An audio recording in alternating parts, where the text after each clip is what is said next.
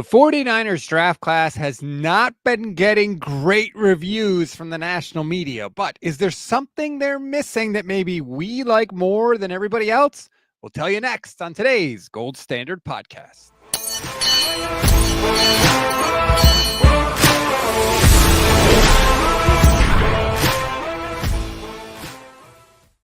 What is good, everybody? Welcome to another Gold Standard Podcast. I'm Rob Stats Guerrero alongside Vish Kumar, and it is Monday, April 28th. Happy birthday to my mom, Mama Stats, turning 72 years old today.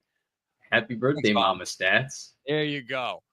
On today's show, obviously, we're going to break down the draft class, what we liked, what we didn't like.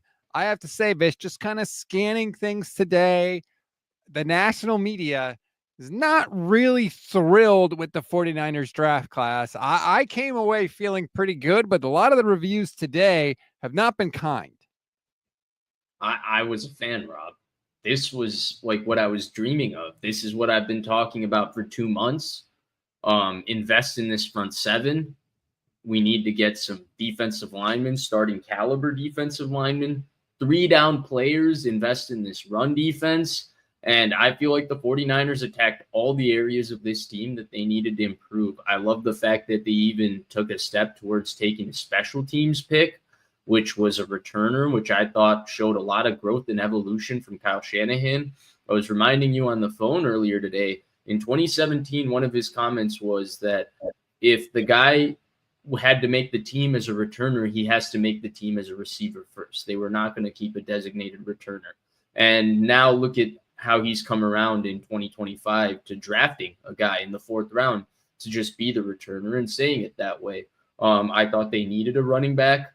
The running back that they took, I don't have strong opinions on who he is as a player. The raw athletic score was ugly, but he comes Frank Gore recommended, which is as good as you can come in terms of a recommendation.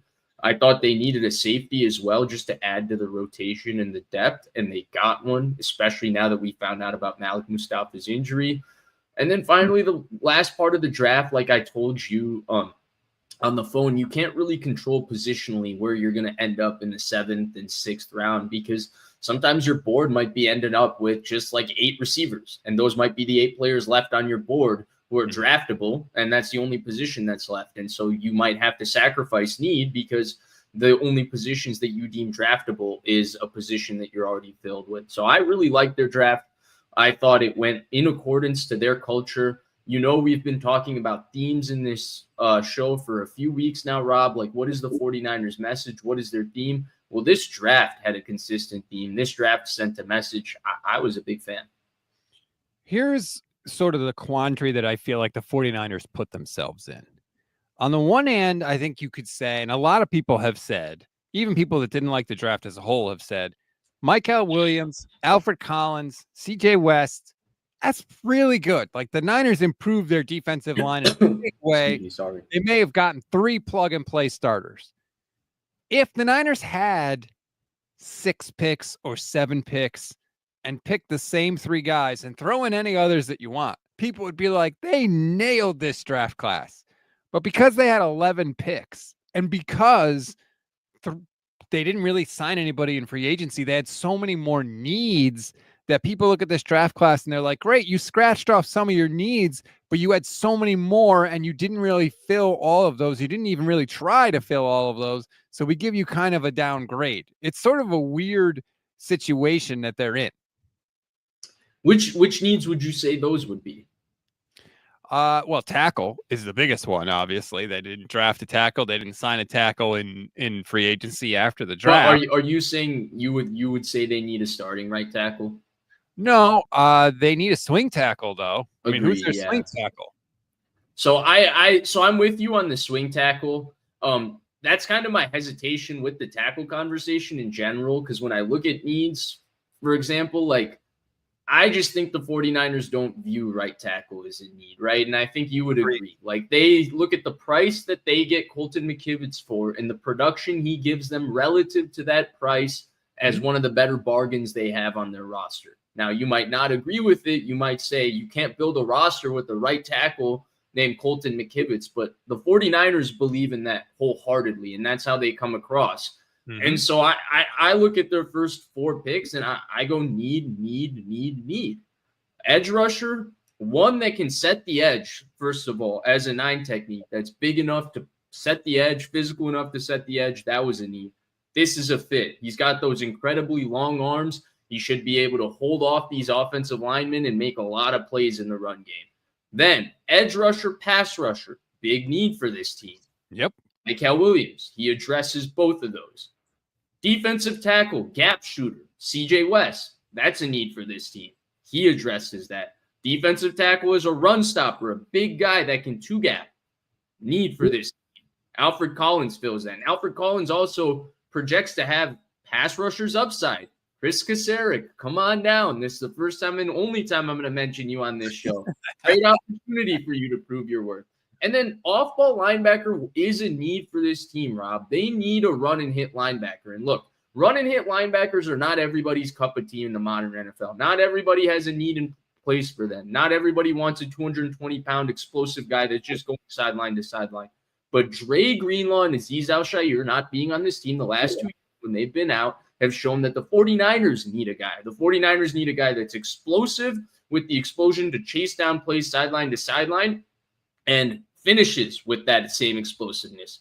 Nick Martin brings both of those 2 things for this team. I think Nick Martin's actually going to be one of their more seamless fits because his job projects really, really well to what he does well at Oklahoma State. I wouldn't be surprised if this is a day 1 starter.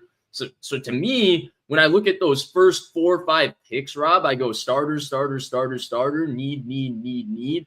Even Upton Stout, I could argue, if you look at Demore Lenore and you say now that we paid him, we want him to play outside and we want him and Renardo Green to play outside, then yeah, nickel all of a sudden becomes a need. It's been a need on this team. So, okay, having a guy projected and coming up there, I look at that as a need as well. So I don't really agree with the consensus. And I think the consensus draft grades are coming from a place of misunderstanding of the 49ers roster. I think a lot of it is that the Niners draft ahead of consensus, right? Especially the Nick Martin pick. People hated the Nick Martin pick. He's terrible, right? And so in a way, the 49ers are kind of thumbing their nose at everybody. And so then, like, you know, if you were a person that's done mock drafts, like you're like, I had this guy mocked in the 5th round. How dare they take him in the 3rd round? I feel like a lot of the draft analysis that's out there is so-and-so was my guy. This team picked him, so it was a great pick. And I'm not saying the 49ers are right. They've whiffed on a lot of their picks. I'm not saying that at all. But I'm just saying I have noticed that in a lot of the draft analysis. Well, that's where we defer, right? And that's where draft analysis is less about, hey, what I think of this player in a neutral situation based on whatever criteria I'm going off of, rather than what this player would be for this team and what this team would think of him. And that's where the Nick Martin thing comes into play on teams not exactly valuing run and hit linebackers in certain schemes. Yeah, for half the team in this league, they might not even have thought Nick Martin was really draftable, not because he's a bad player, because there's no role for Nick Martin on their defense. There's no role for a 220-pound run and hit linebacker. But for the 49ers, they need that sort of player. And they need that sort of player. They don't just need a guy. Dre Greenlaw has proved that. I was wrong, right? You can't just put somebody next to Fred Warner. They need somebody who's explosive, somebody with an attitude, somebody who can finish. Nick Martin is all 3 of those things. And then when you look at the rest of this draft, as they said, there's not many of those run and hit linebackers in this draft. This isn't a draft where there were, you know, Reuben Fosters early in the draft or Roquan Smiths early in the draft and Jeremiah Owusu-Koramoahs, those type of prospects. There weren't run and hit guys really across the board in this draft. And so when I look at those 2 things and when I look at what the 49ers needed, I think Nick Martin was a good pick. The example I threw out to you when we were talking on the phone was, hey, the Ravens didn't look at Fred Warner as draftable because he didn't have a place for them in their defense. He was kind of that hybrid nickel linebacker coming out of college, and they looked at him having no role for their defense. He's an all-pro for the 49ers. Yeah, and arguably the best linebacker in the entire league. So some of this is beauty in the eye of the beholder. I completely agree with that. I think it would be crazy to say, and I don't like how people are like, oh, Nick Martin is going to be Dre Greenlaw. Like, don't do that. You don't need him to be Dre Greenlaw. Like, just like you don't need Upton Stout to be K'Wan Williams. The goal is not to rebuild 2019. I was talking with Dieter Kurtenbach today, and he brought up a good point. It's like trying to remake an album that came out 5 years ago. The album is not going to be perceived the same way because times have changed, like time has gone by. So the goal shouldn't be to rebuild the 2019 defense. Now, I get that you need certain people to be able to handle certain jobs, but you don't need Nick Martin to be Dre Greenlaw. In fact, I would argue if you're going to do the comparison game, can he be Aziz Al-Shire? That would be a more realistic expectation in comparison, I think. Yeah, I think even more than that, you would hope he brings a little more evolution than those two players. Both of those players weren't drafted as highly as him, right? Dre Greenlaw was a 5th-round pick, and Aziz Al-Shire was undrafted because Chris Kiffin worked with him in Florida Atlantic, and he knew his story and all of that, and he got him to the 49ers. So those guys started at a low point in their career in terms of how they were viewed or their projection than where Nick Martin is starting. And I think for all the good things those guys did and the fact that those things were important for this defense, they also had their struggles and their weaknesses. Unfortunately, we were unable to talk about it the last couple of years because there was not a physicality to this defense without those guys. And so when I look at Nick Martin, I look at an opportunity for him to be a better player than that. He can be better in certain spaces, in zone coverage with certain drops with his eyes. He can be more disciplined than Dre Greenlaw. There's areas where he can maybe be a better player than Dre Greenlaw. Dre Greenlaw's toughness and physicality, that's one of one. Even if Nick Martin's really tough, even if he's really physical, I don't know if he's like Dre Greenlaw. That guy is different. That guy likes violence in a different way. He runs in a different way. He explodes in a different way. But this guy can be his own complement to Fred Warner that can maybe enhance this defense and give them a more modern approach. He's smaller. He's a little faster than those two guys. He's quicker. He's more explosive. He's a twitchier athlete. So there's some things where I feel like I agree with you. I hate the idea of just trying to pencil these guys into who those guys were in 2019. Those were great players. But this defense has a scheme, and you want to model players towards the scheme, but you want the scheme to evolve. And these players are what is going to allow it to evolve. And you don't want Nick Martin to just be Dre Greenlaw. You want him to be an evolution, a different kind of player. Yes, absolutely. Here. I hope that the 49ers let these guys do that. And don't just say, well, K'Waun Williams was better than Upton Stout. Like, who cares? Who cares? Yeah, I feel like in a lot of ways they've been chasing 2019 and haven't really ever been able to chase it down. Imagine. And it wasn't that good, dude. Right? It wasn't good enough, right? I mean, clearly. Now I say that, and I'm also going to say this, which is going to make people mad. A lot of people I've seen in the chat. How do we not take a tackle even as an undrafted free agent? How do we take somebody said, how do we take a quarterback? There we go. Chris. Oh, same guy. Chris says a 4th quarterback before offensive line is crazy. I get that people want to see offensive linemen drafted. I understand that. And clearly they're going to have an opening at left tackle sooner rather than later. This may be Trent Williams last season. And I get that.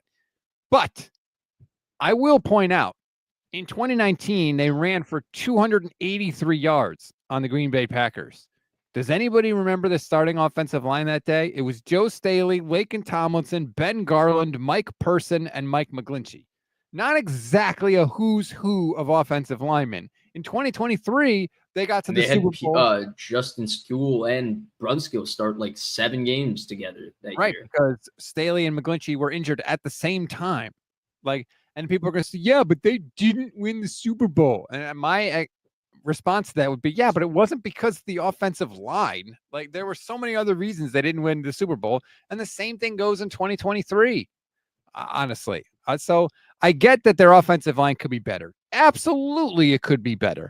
But also, I don't think it was like, holy crap, the building is on fire and we got to put it out. The defensive line was on fire. It was on fire. They had to put that out. And so I agree with if I had to choose, give back some of the defensive linemen and get some offensive linemen, I would say no. I would prefer they did what they actually did, if that makes sense. I agree. And I again think, like, constantly there is just I would say a difference of opinion in terms of how the 49ers view their offensive line and how the fan base views the offensive line.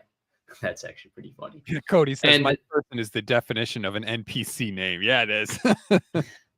Yeah. Because I think a lot of fans look at the Jake Brendels and the Colton McKivitz, and they're like, they need to be replaced ASAP. And I think the 49ers look at it as, oh, we're kicking butt with the value we're getting for a center from Jake Brendel. We're kicking butt with the value we're getting from a right tackle in Colton McKivitz. And so when you look at the entirety of their roster and what they want to invest in and what makes the biggest difference on their roster, replacing Colton McKivitz or getting an edge rusher next to Nick Bosa. And for them, how they've built this thing, what they need first is that edge rusher next to Nick Bosa. And I thought the 2019 point was great because they want to build it up and they want to coach these guys to play within the scheme.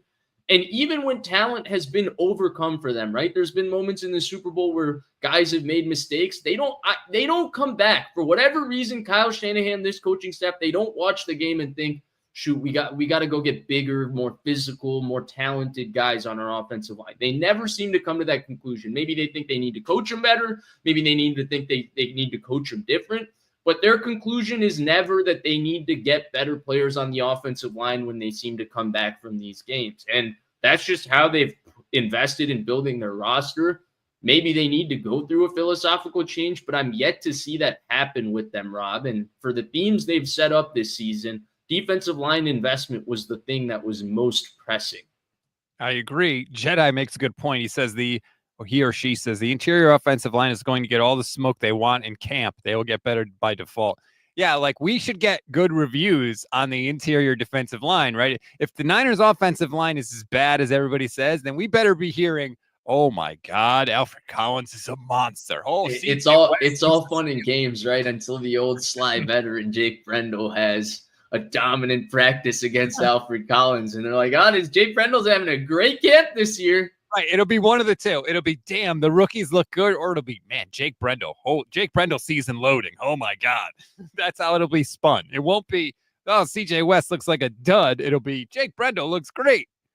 And that position, right? The thing that's so great about it is for the rookies, if they're winning early, unless they're Nick Bosa, it means that, hey, they're just physically special. Like, at 20, 21, they're physically there. They're strong enough. They're big enough. Even Jake Brendel, who's 30 years old, like he's put on the whole thing. He's got his man strength. Alfred Collins is just picking him up and throwing around. There's a difference in their physicality, right? And then if Jake Brendel is dominating, it's the technique difference because he's been there, done it, seen so much football, and these guys are raw. And so that'll be the thing to see. Do these guys have that overwhelming physical capabilities to overcome the technique difference, or will the old sly veteran be doing his thing?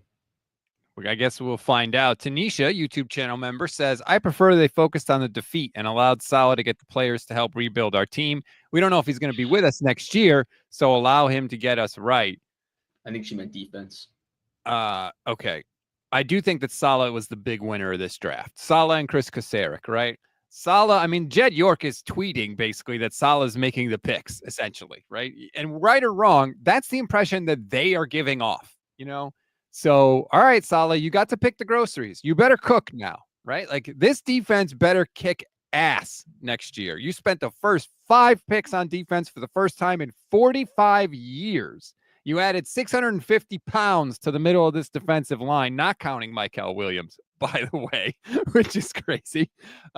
You better kick ass, especially against a weak-ass schedule. So I look at Saleh and Kasarik as the big winners because you got the prime groceries, right? You got the organic, fancy caviar and Wagyu beef and all that stuff. You better make a damn good meal. I agree. And the one thing I want to see back on this defense that I think was lost last year, and maybe you can directly attribute it to Dre Greenlaw. I think there's more things lost than just Dre Greenlaw for this, was the speed and the violence. They weren't as fast on defense. Like this, in their prime, it was the fastest defense in football. Yes. And they matched that speed with a violence and physicality that was different. And that's why they scared the crap out of teams. They would make quarterbacks scared to throw the ball, and they would make them look funny. Then after the game, everybody would compare him to Brock Purdy, and it's like, well, the 49ers defense is pretty good. They make a lot of quarterbacks look really, really bad. And so it's just one of those things. And so for me, when I look at this situation, Rob, and I look at what they've invested in, they've gotten younger, they've gotten theoretically more athletic, and they've gotten more like explosive, powerful hitting, that sort of thing. And so that's what I want to see back from the defense. Saleh is the all gas, no break. He's the energy guy. You get Michael Williams, dog. Alfred Collins, dog. Nick Martin, dog. CJ West, dog. I'm assigning this for them, right? Who knows what they are. But I want to see that physicality. I want to see the energy back to this defense. And I hope Robert Saleh is able to bring that. And for me, that's going to be the first test of all of this, Rob, because I do think early on this defense will have some scheme issues, and you're going to look at me like, how will they have scheme issues? They've had the same scheme for so long, and they're looking for continuity. I think it'll just be incorporating these young players and having them play with the veterans who are so used to this scheme, so used to having certain guys next to them react a certain way. And, you know, Nick Martin is not Dre Greenlaw. He hasn't played in this scheme for 5 years. It's going to take him a couple games and stuff to find his keys, maybe a season to get his feet wet. But I just want to see them explosive and physical all the way through. The assignments should improve, but I want to see that explosiveness and that physicality, Rob. That's what I want from Robert Saleh. I'm asking for it. I'm demanding it. And, you know, this is, not very scientific experiment, but I'll just say, hearing some of these guys talk and hearing about them, it sounds like they got a bunch of crazy people. For example, listen to CJ West, first interview with the 49ers press corps. I'm multiple. I can do it everywhere. But, you know, my bread and butter is that the one technique. That's where I'll just abuse centers, punch them in the face, be as violent as possible, just creating havoc down there in the middle. Yes, that's what I want. I want defenders that want to punch them in the face. He sounds like that. Michael Williams actually doesn't that much. Alfred Collins, if you look in his social media profile, it says, I hate quarterbacks. Like, literally, like, yes, please. A little personality, a little swag, get in there with Fred Warner, with Bosa, with Lenore, who's got swag to spare. Oh, yeah. That is the attitude we want from this defense. If maybe somebody's coming out with the boombox this year, it'll be Lenore and company on the defensive side of the ball. 100%. I love the CJ West quote. That might be the most eloquent saying of I want to beat the crap out of somebody I've ever heard. But I love that you hit that point, because I think that's the John Lynch magic of the 49ers draft, because it's the big difference that you can see from the bulky era. There's so many differences, but the investment in getting guys who've started multiple years, guys who are team captains, guys who they use the phrase love football. They've really nailed that evaluation of what it means to find guys who live and die for football, like high character guys who live and die for that violence, that compete the way John Lynch was advertised to be. They've really nailed finding that character. And I'm going to give that credit to John Lynch. That's a good point. You can say whether they've performed on the field or not athletically, that's one thing. But they don't have a bunch of guys where you're like, does he really love football? They don't have those guys. Mm-hmm. They have crazy people who love it, live it, breathe it, die. That's who they found. That part of it, they are good at sniffing out. I agree with you. Unfortunately, that is probably not the biggest part. No. But I will give them credit where credit's due in that case. So it gives you better PR, right? Like the Jim Harbaugh era where there was an arrest every other month of the offseason. These guys are just in Cabo partying together. Right. By the way, here is the CJ West that I mentioned earlier. I hate QBs, with two little explosions after it. Just to really drive the point home. If you're watching on the stream, you can see it. But I like the CJ, but the CJ West thing was a guy that a lot of people said, hey, this guy could be really good. And then the Niners picked him, and they're getting a lot of love for that. Nobody had Nick Martin picked anywhere close to where he was picked, and they're getting crushed for that. And like you said, Nick Martin may end up filling out a significant need for this team, and there may not have been teams that don't have, a use for that type of player. We'll ultimately find out. But the reaction and the grades to the whole thing are interesting to me, because I think they got a bad PFF grade last year, and then the PFF at the end of the season had the 7th best rookie draft class. I don't know how they're going to turn out, Rob, and I certainly don't want to sit here and project that a week after the draft, right? When I say great draft or good draft in my mind, I just think what they addressed makes sense. Like whether Nick Martin turns out to be a good football player or not, there's a whole new set of circumstances that will dictate that, and we're about to watch that play out. But the idea of Nick Martin, what you would envision drafting Nick Martin to be, that's a need for this defense. They need that guy. They need a guy to increase their team speed, their explosion, all of those things. And so for me, when I'm looking at the draft, that's really my evaluation criteria. When I look at this football team, I look at their needs and I look at positionally what physical archetype fits that. And what is the prototype for that need? What is their prototype 5 technique or 3 technique? What is their prototype 1 technique? What is their prototype 9 technique? All of these different things. And they address that in this draft. Now, whether those players turn out, that's up to them, the players and the coaches and their careers. We're going to watch it play out. But for me, I finally found a thematic alignment in this draft, something I've been missing from this team this entire offseason. I want to go back to something you said earlier. You talked about the Niners taking a returner, Junior Bergen, the last pick in the draft, 252. Kyle Shanahan specifically said he's here to make the team as a returner. He, I believe, had the FBS record for returns when he was at Montana. Like, this is what he does. This is his thing. And Kyle expressly said he's there to be a returner. One, call it what you want. That is, trying to prioritize special teams, right? That's purely a special teams move. They replaced the special teams coordinator. Is this a little bit of an evolution from Kyle Shanahan, an adjustment from Kyle Shanahan, perhaps? Oh, 100%. 100%. I think they've recognized that it's an area that they could be more explosive, and it's an area that they've never had somebody to just bail out their offense, give them something easy.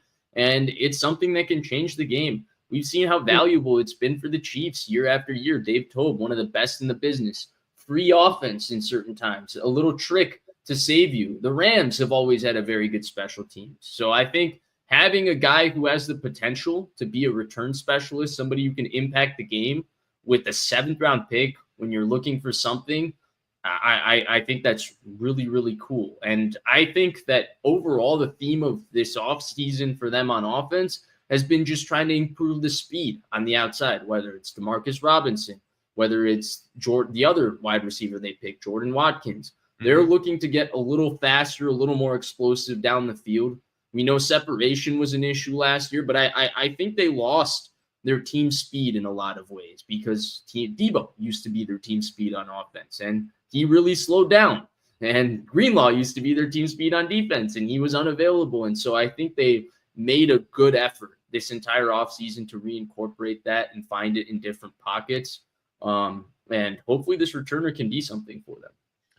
If you're wondering, Jordan Watkins had 5 catches of 60-plus yards last year. That was the most in college football. He averaged almost 7 yards after the catch per reception, and he averaged 18.5 yards per catch. That is pretty damn good.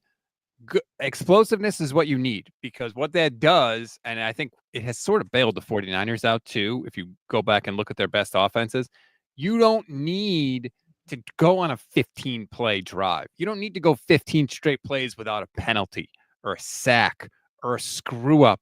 You have drives that are 5, 6, 7 plays.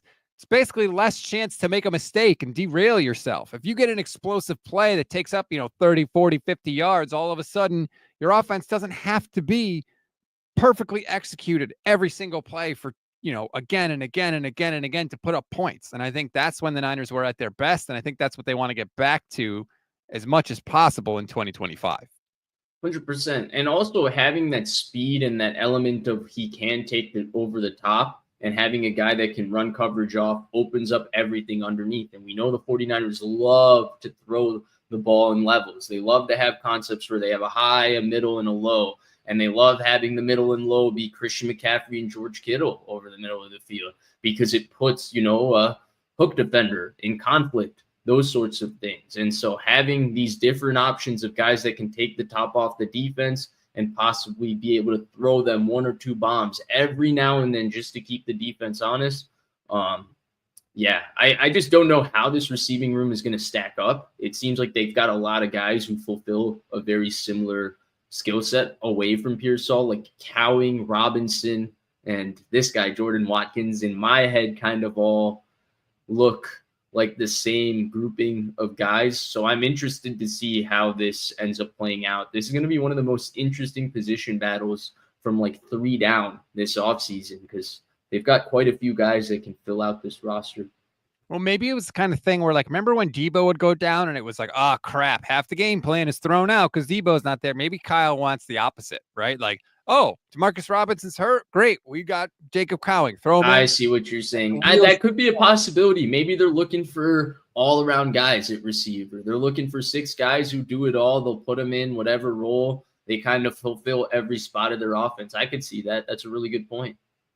Jennings, Cowing, Jennings and Pearsall, like, there's a chance Pearsall is wide receiver 1 to start the year next year. I think he should be, right? He knows the system. You know, he's had a year of experience under his belt. He, I think, established a pretty good rapport with Purdy towards the end of the year last year. We know they've been throwing because it's been out there. Ricky Pearsall has been putting it out there on his YouTube channel. So, like, clearly they're continuing that relationship. Ricky Pearsall is your first-round pick. You draft those guys to be wide receiver 1. Maybe he is. You know, I know Juwan stepped up last year, but maybe Pearsall is actually wide receiver 1 until Ayuk gets back. Yeah, he should be the most talented guy till Ayuk comes back. Just physically, he's got a little more juice than Juwan Jennings, with all due respect. Juwan Jennings is a fantastic football player, but yeah, Pearsall runs like a low 4.4s, right? He ran away from Antoine Winfield Jr., who had an angle on him. Yeah, that was awesome. He smoked him. It was nice to see, quite frankly. See, like Brian says, oh, Pearsall sucks. I disagree. Even if you think he wasn't worth a first-round draft pick, he doesn't suck. Dante Pettis sucks, okay? A.J. Jenkins sucks. I think Pearsall showed enough. There's something there with Ricky Pearsall. Even if he doesn't become, a Hall of Famer, he's going to contribute. I think that much is clear. Yeah, I'm a fan of Pearsall, but I was also a fan before the draft. I liked the pick. I liked the player. I didn't see sucks last year. In fact, I saw a good player.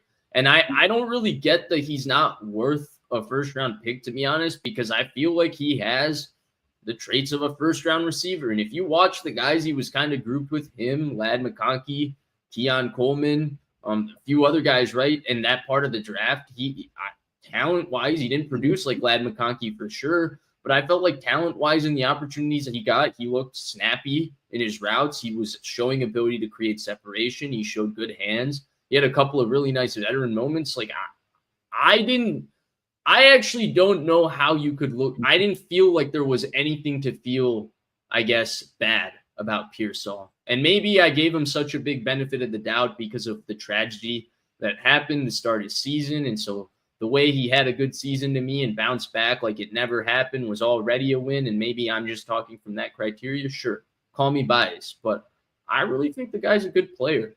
Like, I think he's like you said, much better than Dante Pettis.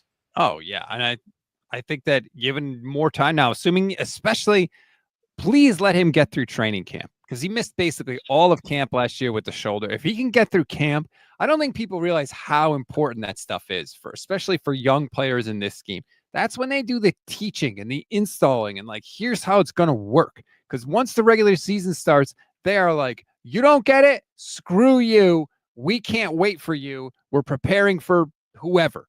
So you got to be there, especially even for the rookies too this year. Like we see like, oh, so-and-so's got a minor hamstring strain. Oh, no big deal. They'll be back for week 1. No, it's a huge deal, especially in Shanahan's eyes, because he feels like you never catch up. So please let these guys be healthy in camp. Yeah, 100%. And then to your earlier point about hardening these guys in terms of just competing against each other, the 49ers corners are going to compete in camp. Like Diamador Lenore is going to set that tone. He's not taking days off. Those one-on-ones are going to be feisty. And I think that's an awesome opportunity for Ricky Pearsall. Every day, the guy's going to get in your face. The guy's going to compete with you. The guy's going to make it as hard as possible. He's going to get a lot better. Like, he didn't get to go through any of that last offseason because he was hurt and then tragedy struck. So I totally agree with you. Again, might be maybe like overly positive about his rookie season because I take the circumstances into account very heavily. But yeah, I like Ricky Pearsall a lot. I think he's a good player. I thought it was interesting after the draft to hear Kyle talk, and they said, "Did you draft all these guys to be starters?" And Kyle was like, we'll see." But then later on, during an answer, he talked about how relieved he was to be getting all these players in because he said, "Yeah, I looked at our board and there were a lot of holes, and all of a sudden we started filling in the holes." And it's like, yeah, you were filling in starters, dude. You're filling in starting defensive end opposite Nick Bosa. You were filling in true starting defensive tackles. Like, yeah, starting linebacker. Yeah, like these are not depth pieces. They are going to have to throw all these guys into the fire right away. So we talk about staying healthy for camp. Like, yeah, you need to stay healthy for camp because you have to learn this defense because you're going to be starting games. Oh, 100%. Like Nick Martin, you want to talk about, like, you draft Nick Martin in the 3rd round because you think he might start for you day one, or you're hoping and expecting him to start day one for you. Right? Yeah, like that's the kind of move that you're making in the 3rd round because you look at him and it doesn't matter what anyone's going to say because he's going to start for us 4 years. That's what we think of him. And so that's one of those things. Alfred Collins, it's not even they need him. He's the most talented guy. They need him to start. CJ West, that sort of penetrator up the middle, like their defense needs that kind of player on 3rd downs, even on 1st and 2nd downs. They need some penetration. He's going to have to play snaps. They need that guy in the rotation. So you're absolutely right. It's less about like putting the pressure on the guy to be the starter. In this case, they've drafted the guys with the intention of like, we can't wait on you. We're going to have to put you out there. And sometimes that's a good thing because you really give a guy a chance to develop and he might swim with the sharks for a little bit. And he might find a way to float or he might drown, but you're going to find out right away rather than having a situation where you're so stacked in a position where the guy goes 3 years, never gets on the field, and is about to be cut, Drake Jackson.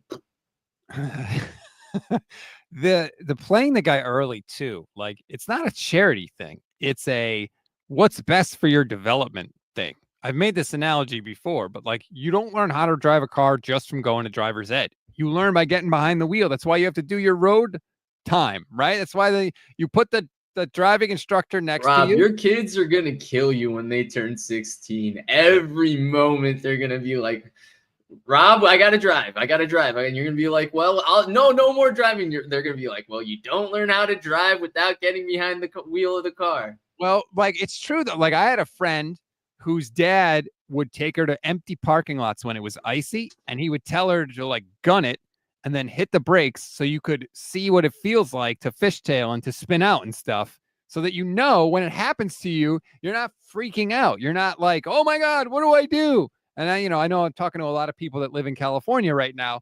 You don't have any idea what I'm talking about. I live in the Northeast. I'm telling you, it's a thing in the winter. You sometimes lose control of your car and the back of your car goes back and forth because you're sliding on the ice. And if that's never happened to you before, it can be kind of a scary thing. It happens to me like once or twice a year. I'm pretty much used to it by now. But if you've never done that before, when it happens, you don't know what to do. You don't know how to react. And sometimes knowing how to react in a given situation makes all the difference in the world. So if you're in training camp, if you're playing in the preseason, if you're playing your rookie year and you get into those situations, yeah, you might screw it up the first time. But when it happens again, you'll be ready. So it's not just, oh, you need to play these guys early to do them a favor. No, it's so that when you are ready to compete and hopefully in the biggest moments, your guys are prepared and they know how to respond. 100%. 100%. Bazzyman says, I hope you have an all-wheel drive car. I do. I have a Subaru and my wife has a Subaru. They're both all-wheel drive. They're both fantastic in the snow. Of course, now I work from home and I never go out. Is that a sponsor? So. Hey, I'll take Subaru's money. Absolutely. I'll take anybody's money at this point. Okay. Especially at this point in the off season. Hear that, Subaru? That's right. That's Guerrero might give you a chance to let him sponsor you. That's right. I'll take your money. Sponsor him. I'm not above bribery. Let it be known. Let me sing it from sea to shining sea. Anyway, so yeah, I was talking with Dieter Kurtenbach earlier today. He liked the picks that you liked. He didn't like some of the other stuff, and his kind of point, which he didn't say on the show, but he tweeted out later, and I thought it was a good crystallization of what he meant to say, is when you are looking at a guy to draft, it's like, well, what can he do? Okay, Nick Martin, he runs really fast, right? He's got a good athletic profile. All right, that's really cool. We could make a role for him. We see a role for him. But once you get into the NFL, the opposing coordinator is going to say, what can this guy not do? Great, let's make him do that. And in Dieter's mind, a lot of the picks were these guys have such glaring holes of what they can't do that they're going to be exploited at the next level. He may be right, he may be wrong, but I thought that was an interesting way to look at, like, when you look at drafting a guy, it's what can he do for us? But when you get to the NFL, it's let's make everybody do the thing that they can't do. So I don't really look at it like that because I feel like the 49ers have such a defined scheme, and we've seen that scheme for the last, 5-6 years. So we kind of know what they target. We know what an off-ball linebacker prototype looks like for the 49ers, right? Like, Rob, our conversations throughout this draft was always they're going to pick prototype players, especially early on. And they did exactly that. They went high pedigree, right? Big school, and they went physical prototypes, size, production. They checked all the boxes. Physically, what do we take in that position? Alfred Collins, Michael Williams, Nick Martin. These guys check box. Mm-hmm. And so I didn't look at them as having limitations in that sense from that standpoint, because really their weaknesses aren't what the 49ers are looking for. And to me, they went all in on the safest possible picks at each one of those spots, right? Like, you take the first pick. A lot of people have had different speculations about this pick. Shanahan said all three players that they coveted were remaining on the board. Well, if you look at who came in for their top visits, the top guys on that board were Walter Nolan, Shamar Stewart, and Michael Williams. Kelvin Banks, who was the earliest guy who came for their visit, had already gone. And of those three guys, the cleanest bill of everything while filling a need and all of that is Michael Williams. And so to me, they went prototypes across the board positionally. And I look at their weaknesses and say that's not really what they're asking these guys to do. They picked physical prototypes for their scheme, for what they believe in. And whether that works out, Rob, that's what happens on the field, right? Like, that's its own story. Like, evaluating the NFL draft is not an evaluation of the results of the guy's career. It's an evaluation of what were your needs before, and did you philosophically set a plan to have a course of action to have this need addressed through the draft for the next 1 to 2 years? And in my mind, the 49ers did that. And the 49ers did that with not some undersized tweener defensive tackle. No, they went and got 6'6", 335, 35-inch arms, 10-inch hands. They went and got 6'6", 265, 34-inch arms, and a pass rusher from Georgia. They went and got a one technique who's mean. They went and got a run and hit linebacker who's as explosive as they come, 1.52 10-yard split. That's as good as it gets. So that's what they require in those positions. Nick Martin, they're never going to ask him to be Patrick Willis at 240 and take on a pulling fullback and all of that. If they ask him to do that, the 49ers have failed, because that's not why they drafted him and that's not what they believe in. Right, but I feel like other teams are going to say, we want to make him do that. But that's the thing. Like, this scheme is not set up where you're going to be putting Nick Martin in those situations, right? Like, that's the point of it. And that's why they adhere so strongly to this scheme. Now you might say they're putting themselves to not be immutable. It's almost like they're recommitting to this philosophy. But hey, I'm happy they're committing to a philosophy, because that's really what you have to do in the NFL. One philosophy wins for 2 years, then another philosophy wins for 2 years, then another one wins for 3 years. But you got to just go in with what you believe in. You can't be scattered. You got to believe in it, and you got to go through with it. And to me, this is the first time this offseason I felt like they had a plan. We know what that plan is, and they followed with clear criteria, and there wasn't a screw-up. It wasn't we're going to get younger, but then sign a 34-year-old fullback and then laugh about it because of the 10-year wall. No, it was prototype defensive end, prototype defensive tackle, prototype run and hit linebacker, another defensive tackle. If I'm criticizing them for, hey, they need these things, this is what they believe in, they haven't addressed it the entire offseason. When they do address it, I can't come here and criticize them. Of course, I'm going to compliment them for it.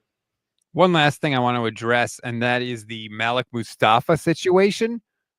Weirdness everywhere with this one. Okay, so we don't hear anything about Malik Mustapha.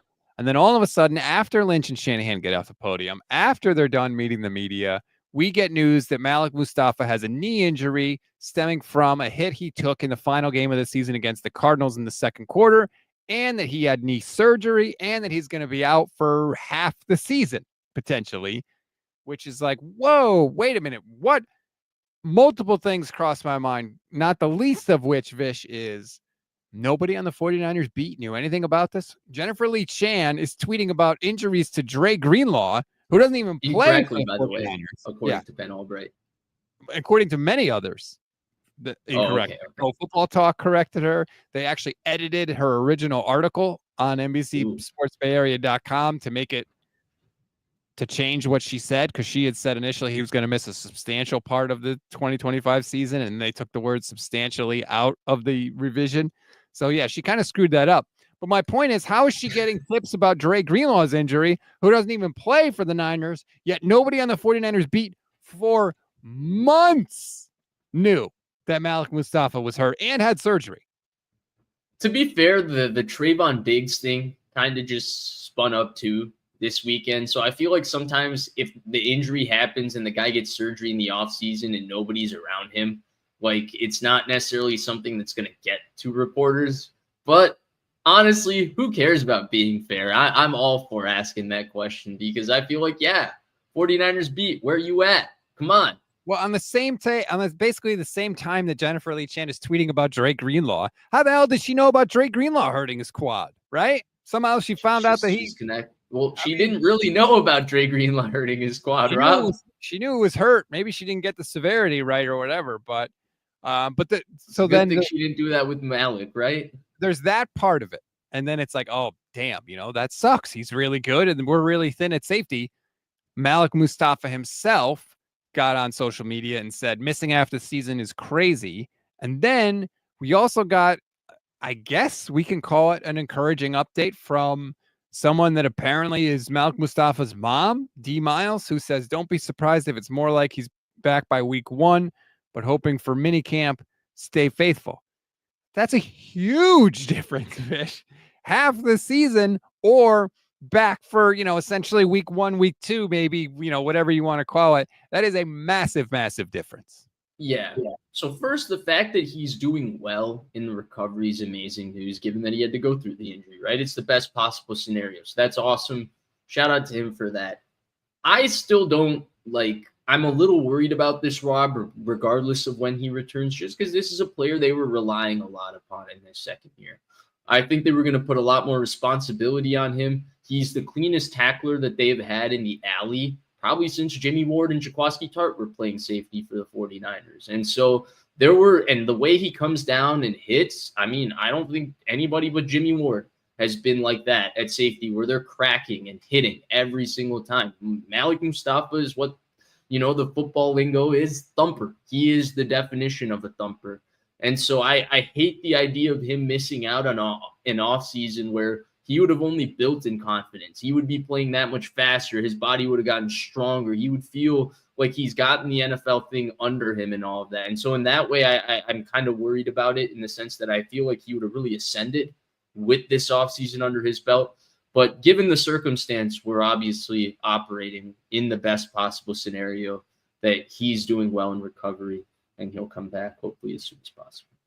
Yeah, I agree. That was the biggest thing, was regardless of when he had the surgery, if he's going to spend his offseason rehabbing instead of working on his body, trying to get better, like that, there's a reason why guys don't develop or don't take a leap from certain years. It's not just a magical thing. And having to rehab from an injury is a real thing. It's a big deal. It does matter. And so I was just bummed because, he looked like he was building some momentum and could be a player, and he still can. I want to, make sure I'm clear on that. It was just, this is a setback for sure. Go ahead. Sorry. It's at a position that they really couldn't afford to have an injury. No, I 100% agree with that. They obviously, Jair Brown, there's still a chance he can bounce back in his career. He's got another shot at it. They're really opening it up for him, but it's not looking great for him. And if we were to pick guys to make an ascension on this team, like a young guy who could really, expand and become a different type of contributor from last year to this upcoming season, I think most people would have picked him in the top 2 or 3 guys of doing that. And so that standpoint too, I think they miss out because he's obviously a very up and coming player and a guy that's exciting and projected to have a little more juice in him than maybe what was projected when he was drafted. Completely agree. In fact, we'll probably do that show at some point this offseason. Everybody does it, right? Yeah. And he would have been high on everybody's list. And like we said, he may still be, but hopefully he's okay.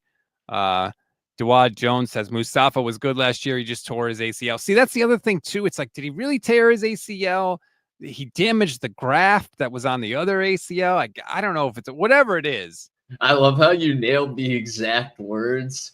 Like, I just talking about football injuries has made me like 10% smarter. Like, instead of talking about the ACL, I'm like, dude, he hurt the graft on the knee. Like, look at me. I'm just trying to be as accurate as possible. No, you're right on. I just love that you and I are having this conversation, Dr. Guerrero and Dr. Bish. That's right. I got my degree in the off season. It was a grueling process, but you do what you need to. I studied under David Chang, MDD, or PFF_doctor. Like, those guys are good institutions. By the way, since we're talking about that, this is something that sort of flew under the radar, but it really got me just kind of annoyed. I don't know if you had the same reaction to it. Really kind of, like I said, under the radar, the 49ers announced that they promoted, was it Dustin? They promoted somebody to be like their head trainer, right? Dustin Perry named him vice president of player health and performance. And John Lynch made a whole thing about how we did a global search, right, for this position. And yet the guy that they picked is the guy that has been there for 8 years. And the 49ers have been one of the most injured teams in the league almost every year of Kyle Shanahan and John Lynch's tenure. How could this guy have been the best candidate for the job if every year of the tenure they're one of the most injured teams? And that's the guy they're going to put in charge of their health and player performance? I can't believe it. Like, that drove me nuts. Yeah, I figured it would drive you nuts. I'm not going to lie. It's hard for me to have an opinion on this one because, like, I'm with you. Like, logically, that's where my mind goes. But then football injuries, the way the sport goes, how fluky things can be. Sometimes guys can get hurt before they even come into the building because they work out funny in the offseason when you don't have them, stuff like that. It's really, really hard to control. So why don't you start off with why you went nuts, and then maybe I can build off of that and maybe go nuts or disagree with you. Look, I'm not saying he does not a good, he doesn't know the medicine, right? Because I'm not in a position to evaluate that. All I'm saying is this team has been for almost a decade one of the most injured teams in the league, top 10 most injured team in the league. How can that guy be the best possible guy to lead their health and performance team when partly with him on the staff, they're one of the most injured teams? It just seems like to me, if you conducted a global search, as they said, you really couldn't find anybody better than the guy you already had? Really? Well, what if the health and safety guy is just making a recommendation and the final decision is the say of the coach and the owner? Doesn't that supersede like his power? Because he might be making the right recommendations, right? But if the coach chooses to practice a guy a certain amount or play guys, I'm not saying that's what's happening. I'm just trying to play devil's advocate to the situation and give the guy a benefit of the doubt. Because, yeah, I agree with you. The only metric we have is how often this team gets injured. And injuries aren't necessarily correlative where you can blame one thing or one guy, but that's really all we have to go off of in this conversation. All I'm saying is that guy's been part of the team for the past 8 years. And over that same time, they've been one of the most injured teams. So I just find it hard to believe that he is suddenly the best guy to lead the health and performance squad. I could be wrong. I fully admit I could be wrong, but I feel like the Niners have a tendency to promote from within. They don't look outside the organization. They've had a lot of brain drain out of this staff on the field, in the front office, in the scouting department. And I feel like you got to replenish that with outside people. You can't always promote from within. Nick Sorensen was a promotion from within. He was a biscuit, to use one of your favorite words, right? Like, it doesn't always work out. You don't always get D'Amico Ryans. Sometimes you get Nick Sorensen. Right. Well, and I agree with the different part, right? Like, that's just something, because when we're talking about something so variable like health and safety, like, okay, we've tried something and we think it's scientifically sound, but it just hasn't worked for us that great for the last 8 years. Why not bring in a different philosophy? Maybe a team is going about it differently and they're having more success. And to your point of, if you're doing a global search and you identified that no, our system's actually the best as is, it's a little concerning when there are metrics that seem to indicate that your system could improve. Exactly. That's a much better way to say it, right? Like, it seems like whenever the 49ers review themselves, most of the time they're like, no, we're right. It's the children who are wrong, right? It's the children who have changed. Right. It's just maddening to me. And look, I hope they're healthy. Of course, I hope they're healthy. They were one of the most banged up teams last year. Again, we always say this every year, but if they just get average injury luck, they're probably going to be, one of the better teams. But this is going into year 9 now, and most of that time they have had not only not average injury luck, way below average injury luck. Yeah, they've had some like historically like crazy season in terms of how people like start to go down and the numbers they start to go down with. Last year, 2020, we all know. I mean, hell, well, early 21. Nick Bosa got hurt on the sideline. He wasn't even on the field, and he got hurt in that Eagles game, the same game that Brock Purdy went down in. Like, Dre Greenlaw, obviously, in the Super Bowl. Everyone's well aware of that. So, look, I hope that he's good, and that I wish him nothing but luck. Ricky Pearsall situation. Yeah, well, that was, Andre Garibay says those team doctors and trainers are all independent contractors. I have no idea if that's true or not.